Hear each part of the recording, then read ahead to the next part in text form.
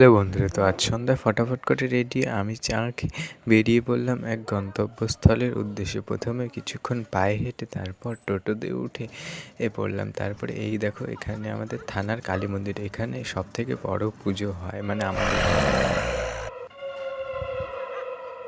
তো রাস্তাটায় প্রচুর মানে অন্ধকার, আশেপাশে কোথাও বাড়ি নেই, আর আমরা ভুল রাস্তায় এসে পড়ছি। তাই পরে টোটো ঘুরিয়ে ওরা দেখো সামনে হেঁটেই যাচ্ছে।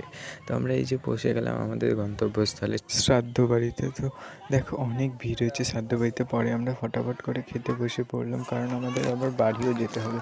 তো অনেক লেট করে খাবার দিচ্ছিল, অনেকক্ষণ বসে থাকার পরে তো ভাত, ডাল, স্যালাড দিয়েছে প্রথমে, তারপর মাছ, মাংস, মিষ্টি, দই, চাটনি এইসব দিয়েছে। তো খাওয়া দাওয়া হয়ে গেছে, আমরা বেরিয়ে পড়েছি। দেখো রেল গেট পড়ে গেছে আমাদের যাতায়াতের পথে, তো পড়বেই এটা। তো আজকে আসি, আবার একটা নতুন মিনি ব্লগ নিয়ে আসবো। টাটা।